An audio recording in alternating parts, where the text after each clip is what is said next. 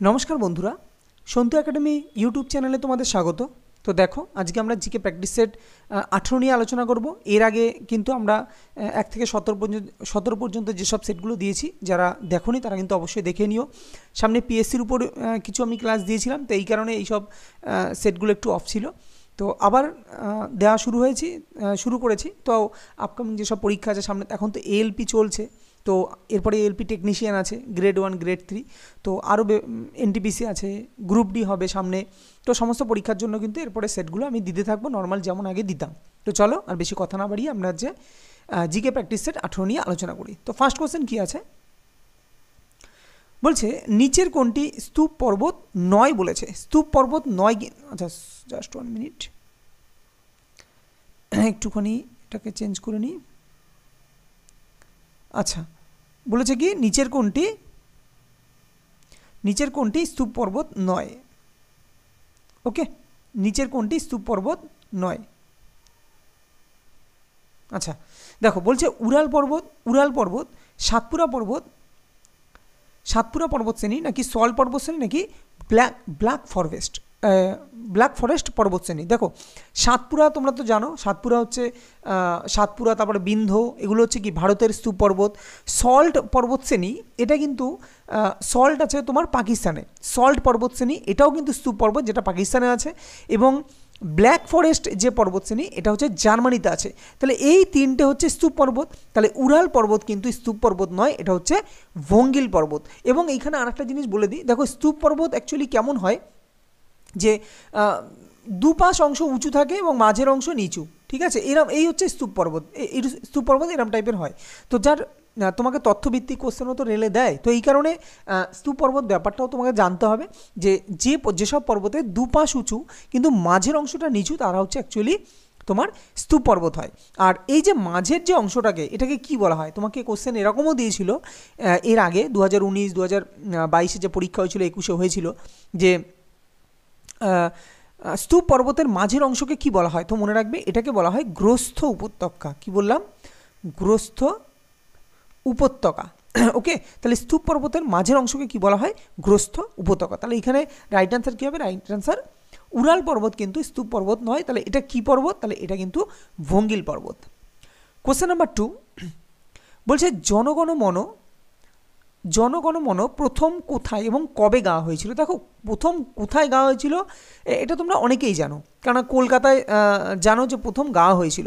তো এলাহাবাদ তো হবে না, দিল্লি হবে না, তো কলকাতার কত তারিখে? তো মনে রাখো, 1911 সালের 27শে ডিসেম্বর কিন্তু প্রথম কলকাতায় কিন্তু এই জনগণমন এই গানটি কিন্তু গাওয়া হয়েছিল 1911 সালের 27শে ডিসেম্বর কলকাতায়। নেক্সট বলছে, the kingdom of God is within you. এই যে বইটি, বিখ্যাত একটা বই, এটা পরীক্ষায় বহুবার এসেছিল, the kingdom of God is within you. বইটি কার লেখা? লিও টলস্টয়, আলেকজান্ডার প্রেমচাঁদ, নাকি ইভান দুর্গেনেভ। তো লিও টলস্টয় হচ্ছে এই বইটির কিন্তু লেখা, লিও টলস্টয়। নেক্সট কোশ্চেন, নিচের কোন উপজাতি, দেখো লিও টলস্টয় আরও কিছু বই আছে বিখ্যাত বই, সেগুলো কিন্তু তোমরা পড়ে রেখো, কারণ লিও টলস্টয় থেকে কিন্তু বই দেয়, ওনার বিখ্যাত বইগুলো পরীক্ষায় দেয়। তো অন্ধ্রপ্রদেশে কোন উপজাতি পাওয়া যায়? চেঞ্চু, লেপচা হবে অ্যাকচুয়ালি, যাই হোক, দপ্তর, ডাফলা। তো অন্ধ্রপ্রদেশের যে উপজাতি পাওয়া যায় সেটা কিন্তু চেঞ্চু উপজাতি। চেঞ্চু উপজাতি কোথায় পাওয়া যায়? অন্ধ্রপ্রদেশে। আর মধ্যপ্রদেশে কী উপজাতি সবথেকে বেশি পাওয়া যায়? ভিল উপজাতি। গুজরাটের স্ট্যাচু অফ ইউনিটি এর নকশা তৈরি করেছিলেন কে? তো গুজরাটের স্ট্যাচু অফ ইউনিটি এখন হচ্ছে তোমার বিশ্বের মধ্যে সবথেকে উচ্চতম যে নকশা বা স্ট্যাচু বলতে পারো, গুজরাটে স্ট্যাচু অফ ইউনিটি, যেটা নর্মদা নদীর তীরে অবস্থিত। তো এই নকশাটা কে আবিষ্কার করেছে, মানে কে তৈরি করেছিলেন? তো জখনাশ্রী ভি বালান, নাকি রাম সুতার, নাকি শঙ্খ চৌধুরী। তো right answer option number C, Ram Sutar কিন্তু এই গুজরাটে স্ট্যাচু অফ ইউনিটির নকশা কিন্তু তৈরি করেছিলেন। নেক্সট কোশ্চেন, কোন বনভূমিকে বর্ষা বন নামে পরিচিত? মানে কোন বনভূমি বর্ষা বন নামে পরিচিত? ক্রান্তীয় চিরহরিত বনভূমি, ক্রান্তীয় পর্ণমোচী বনভূমি, পার্বত্য বনভূমি, নাকি ম্যানগ্রোভ বনভূমি। তো ম্যানগ্রোভ বনভূমি তো অ্যাকচুয়ালি দেখা যায় কোথায়? তোমার যেগুলো নদীর মোহনায়, হ্যাঁ, তোমার নদী বলতে সমুদ্রের যে মোহনা, তো মোহনা অঞ্চলে কিন্তু এই ম্যানগ্রোভ বনভূমি দেখা যায়। যেমন আমাদের পশ্চিমবঙ্গের সুন্দরবনের যে ম্যানগ্রোভ অরণ্য, সেটা বিশ্বের মধ্যে বৃহত্তম ম্যানগ্রোভ অরণ্য, তো সেটা হচ্ছে ম্যানগ্রোভ বনভূমি। ওকে, তাহলে আমাকে বর্ষা বন অ্যাকচুয়ালি মনে রাখবে যেখানে হচ্ছে ক্রান্তীয় পর্ণমোচী যে বনভূমি সেটা হচ্ছে বর্ষাবন নামে পরিচিত। দেখো এই বর্ষাবনের এর আরেকটা নামও হয়, ক্রান্তীয় পর্ণমোচী বনভূমি তো অ্যাকচুয়ালি বর্ষাবন নামে পরিচিত, কিন্তু একে কিন্তু মৌসুমী বনও বলা হয়। কি বললাম? মৌসুমী বন। ওকে, মৌসুমী বনও বলা হয়। তাহলে বর্ষাবনকে কিন্তু মৌসুমী বনও বলা হয়, কেননা এই এই যে বনটা মানে পর্ণমোচী যে বনভূমিটা, সেটা অ্যাকচুয়ালি ডিপেন্ড করে বর্ষার উপর। ওকে, বর্ষার সময় আগে পাতা ঝরে যায়, পর্ণমোচী মানে শীতকালে পাতা ঝরে যায়, এবং বর্ষার সময় আবার নতুন পাতা গজায়, তো এই কারণে একে মৌসুমী বনও বলা হয় বা বর্ষা বনও বলা হয়। আর চিরহরিৎ বনভূমি তোমরা জানো, নিরক্ষীয় অঞ্চলে কিন্তু অ্যাকচুয়ালি নিরক্ষীয় ক্রান্তীয় অঞ্চলে চিরহরিৎ বনভূমি দেখতে পাওয়া যায়। নেক্সট কোশ্চেন, কাকে বিদ্যুতের জনক বলা হয়? Michael Faraday, Alexander Graham Bell, Galileo Galilei, Theophrastus. তো থিওফ্রাস্টাসকে বলা হয় তো উদ্ভিদবিদ্যার জনক। গ্যালিলিও গ্যালিলি তিনি দূরবীক্ষণ যন্ত্র আবিষ্কার করেছিলেন। আর আলেকজান্ডার গ্রাহাম বেল, তিনি তো গ্রাহাম বেল হচ্ছে টেলিফোন আবিষ্কার করেন, তাই না? আলেকজান্ডার গ্রাহাম বেল হচ্ছে টেলিফোনের জনক, আর মাইকেল ফ্যারাডে হচ্ছে বিদ্যুতের জনক। শুধু বিদ্যুতের জনক না, তিনি কিন্তু তড়িৎচুম্বকত্বের জনকও কিন্তু মাইকেল ফ্যারাডে, অর্থাৎ চুম্বকত্বের জনক কিন্তু মাইকেল ফ্যারাডে বা বিদ্যুতের জনক। নেক্সট কোশ্চেন, এবং তিনি কিন্তু মোটর মানে জেনারেটর আবিষ্কার করেছিলেন। মোটর নিয়মের জনক কিন্তু মাইকেল ফ্যারাডে, এগুলো কিন্তু মনে রাখতে হবে। কবে ভারতের প্রথম ফিচার ফিল্ম রাজা হরিশ্চন্দ্র এর সার্বজনীন স্ক্রিনিং করা হয়? এই কোশ্চেনটা কিন্তু খুব দেয় সালটা, বিশেষ করে ডব্লিউবিসিএস বা এসএসসি পরীক্ষায় কোশ্চেন কিন্তু খুব দেয়, রেলেও খুব দেয়। সার্বজনীন স্ক্রিনিং করা হয় রাজা হরিশ্চন্দ্রকে কত সালে? তো মনে রাখবে 3রা মার্চ 1913, সালটা তোমাকে মনে রাখতে হবে, তো ডিরেক্টলি বলে দিলাম 3রা মার্চ 1913 কিন্তু এই রাজা হরিশ্চন্দ্রের প্রথম ফিচার ফিল্ম, হ্যাঁ, তো তার সার্বজনীন স্ক্রিন করা হয় 3রা মার্চ 1913। পৃথিবীর একেবারে ভিতরের স্তর কি দিয়ে তৈরি? সিলিকা অ্যালুমিনিয়াম, নিকেল অ্যালুমিনিয়াম, লোহা নিকেল নাকি সিলিকা লোহা? তো নিকেল ও লোহা দিয়ে কিন্তু পৃথিবীর যে একদম ভিতরের স্তর সেটা কিন্তু নিকেল ও লোহা দিয়ে তৈরি। আর যদি বলা হয় পৃথিবীর ভূত্বকে সর্বাধিক, দেখো যদি বলা হয় ভূত্বকে সর্বাধিক পাওয়া যায় কোন পদার্থ, তখন হবে অ্যালুমিনিয়াম। ঠিক আছে, অ্যালুমিনিয়াম কিন্তু সবথেকে বেশি পাওয়া যায়। আর যদি বলা হয় মহাবিশ্বে সবথেকে বেশি পাওয়া যায় কোন পদার্থ, মহাবিশ্বে বলতে আমাদের ভূপৃষ্ঠের উপর, সেখানে কিন্তু অক্সিজেন তখন অ্যান্সার হবে। এটা মাথায় রেখো, এই কোশ্চেন কিন্তু বহুবার দিয়েছে বা ভবিষ্যতেও দেবে। নেক্সট কোশ্চেন, ভারতের 24শে জানুয়ারি নিম্নলিখিত কোন দিন হিসেবে পালন করা হয়? 24শে জানুয়ারি জাতীয় কৃষক দিবস, জাতীয় প্রবীণ দিবস, জাতীয় শিশু কন্যা দিবস নাকি জাতীয় কৃষি দিবস? তো রাইট আনসার জাতীয় শিশু কন্যা দিবস হচ্ছে তোমার 24শে জানুয়ারি, এই দিনটি কিন্তু পালন করা হয় জাতীয় শিশু কন্যা দিবস হিসাবে। নেক্সট কোশ্চেন বলছে, ভারতের নিম্নলিখিত কোন অঞ্চলটিতে রাজধনেশ, যেটা হচ্ছে গ্রেট ইন্ডিয়ান হর্নবিল নামে পরিচিত, যে গ্রেট ইন্ডিয়ান হর্নবিল, তাদের প্রাকৃতিক আবাসে সবচেয়ে বেশি পাওয়া যায় কোন অঞ্চলে? পশ্চিম গুজরাটের লবণ জনভূমি, উত্তর পশ্চিম ভারতের বালি মরুভূমি নাকি জম্মু কাশ্মীরের উচ্চতর হিমালয় নাকি পশ্চিমঘাট পর্বতমালা? তো right answer option number D, পশ্চিমঘাট পর্বতমালায় কিন্তু এই তোমার গ্রেট ইন্ডিয়ান হর্নবিল এই প্রজাতি মানে এদেরকে কিন্তু তোমাদের সবথেকে বেশি পাওয়া যায় তোমার পশ্চিমঘাট পর্বতমালায়। শীর্ষে সুপারি রিসেন্টলি একটা রাজ্যে জিআই ট্যাগ পেয়েছে, সেই রাজ্যটার নাম কি? উড়িষ্যা, কর্ণাটক, হরিয়ানা, পাঞ্জাব? তো রাইট আনসার কী হবে? উড়িষ্যায় কিন্তু এই শীর্ষে সুপারি কিন্তু রিসেন্ট জিআই ট্যাগ পেয়েছে, এবং উড়িষ্যায় কিন্তু আর একটা জিআই ট্যাগ পেয়েছে, সেটাও মনে রেখো, লাল পিঁপড়ের চাটনি, সেটাও কিন্তু উড়িষ্যা রাজ্যের পাওয়া জিআই ট্যাগ। নেক্সট, গোদান নামক গ্রন্থের রচয়িতাকে? মুন্সি প্রেমচাঁদ, রবীন্দ্রনাথ ঠাকুর, দুর্গাদাস নাকি অরুন্ধতী রায়? তো গোদান নামক গ্রন্থের রচয়িতাকে মুন্সি প্রেমচাঁদ হচ্ছেন গোদান এই যে গ্রন্থ তার রচয়িতা। নেক্সট কোশ্চেন, নিম্নের কোন দেশটির রাজধানীর নাম নেপিডো?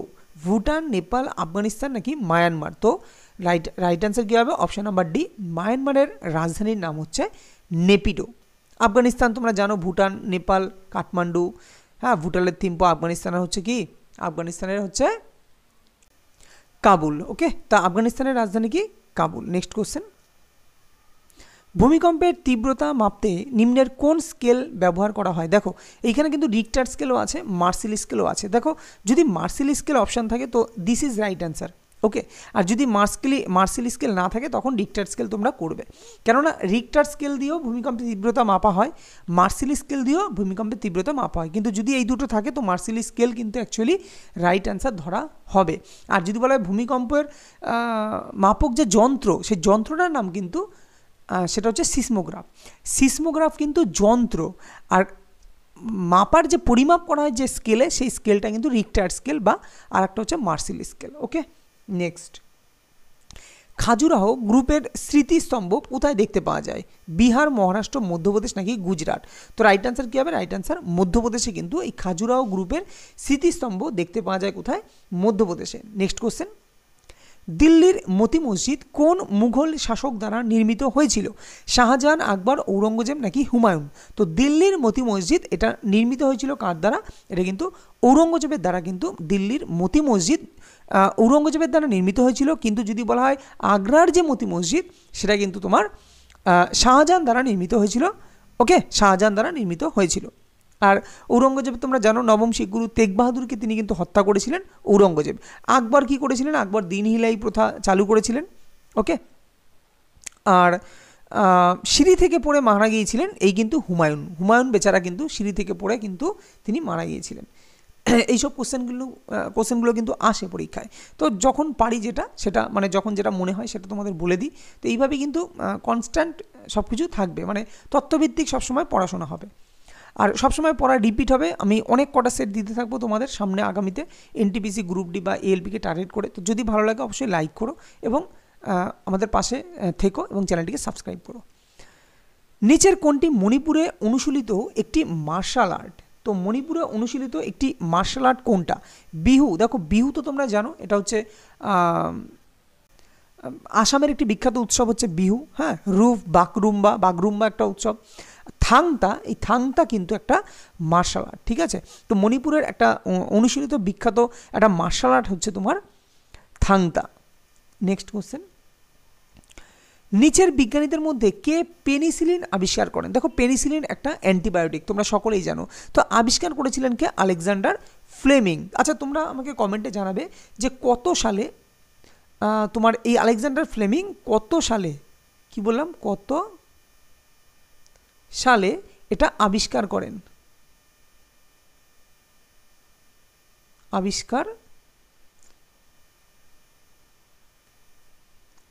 জাস্ট 1 মিনিট, আবিষ্কার করেন, ওকে। তা কত সালে তিনি আবিষ্কার করেন এটা তোমরা আমাকে জানাবে। নেক্সট কোশ্চেন, বিশ্ব ক্যান্সার দিবস কোন দিন পালন করা হয়? 2রা ফেব্রুয়ারি, 3রা ফেব্রুয়ারি, 4ঠা ফেব্রুয়ারি নাকি 5ই ফেব্রুয়ারি? তো রাইট অ্যান্সার 4ঠা ফেব্রুয়ারি হচ্ছে বিশ্ব ক্যান্সার দিবস কিন্তু পালন করা হয় 4ঠা ফেব্রুয়ারি। গন্ডোয়ানা শিলাবিন্যাস কোন খনিজের জন্য বিখ্যাত? তো গন্ডোয়ানা শিলাবিন্যাস এটা আবার কি হলো? জাস্ট 1 মিনিট,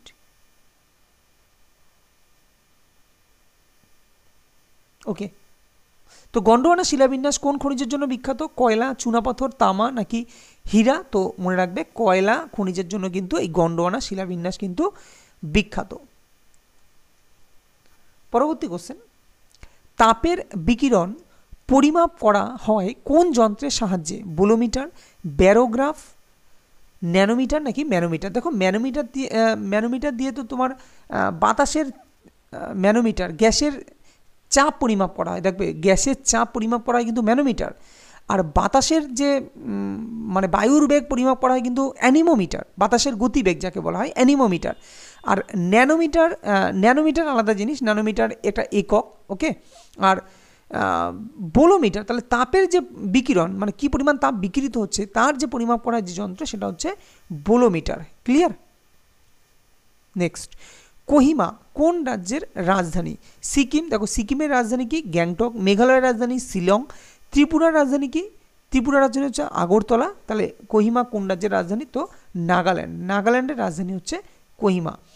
নিম্নলিখিতগুলির মধ্যে কোনটি পৃথিবীর বৃহত্তম আগ্নেয়গিরি ভর ও পদাঙ্ক অনুসারে। এইভাবেই কিন্তু পরীক্ষা এসেছিল, ভর ও পদাঙ্ক অনুসারে পৃথিবীর বৃহত্তম আগ্নেয়গিরি কোনটা, Mount Vesuvius, Ojos del Salado, Tamu Massif নাকি মাউন্ট কিয়া। তো right answer option number C, Tamu Massif হচ্ছে তোমার পৃথিবীর বিখ্যাত আগ্নেয়গিরি তামু মাসিফ।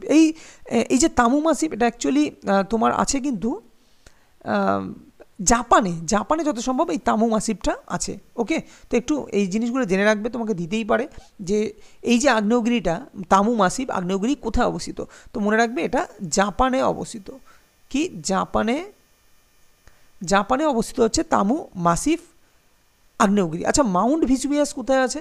তো মাউন্ট ভেসুভিয়াস কিন্তু ইতালিতে আছে, তোমরা অনেকে পড়েছো যে ইতালির হচ্ছে মাউন্ট ভেসুভিয়াস। আর মাউন্ট কিয়া হচ্ছে হাওয়াই দ্বীপপুঞ্জ, মানে তোমার হাওয়াই দ্বীপপুঞ্জ তোমরা জানো, হাওয়াই দ্বীপপুঞ্জ, তো তার একটা সুপ্ত আগ্নেয়গিরি হচ্ছে তোমার মাউন্ট কিয়া।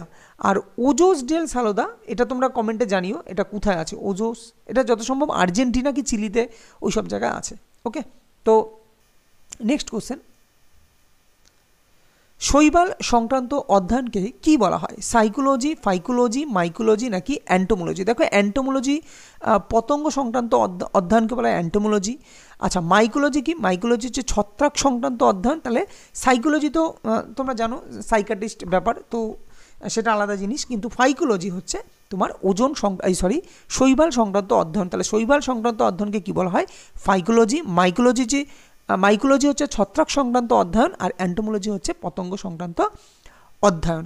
আর জীবাশ্ম সংক্রান্ত অধ্যয়নকে কি বলা হয় এটা তোমরা কমেন্টে জানিও, এটা কিন্তু খুব আসে। আচ্ছা, বলেই দিলাম প্যালিওন্টোলজি। ওকে, প্যালিওন্টোলজি হচ্ছে জীবাশ্ম সংক্রান্ত অধ্যয়ন।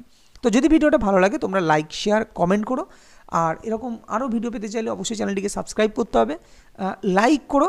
আর তোমাদের আমি খুব তাড়াতাড়ি সামনে তো এএলপি টেকনিশিয়ান আছে, এলপি রিসেন্ট গেল, এএলপি টেকনিশিয়ান আছে, তো আমি সায়েন্সের উপর বেস করে আমি তোমাদের কোশ্চেন খুব তাড়াতাড়ি আমি নিয়ে আসবো। দেখা হবে পরবর্তী কোনো ভিডিওতে, ততক্ষণ ভালো থেকো, সুস্থ থেকো।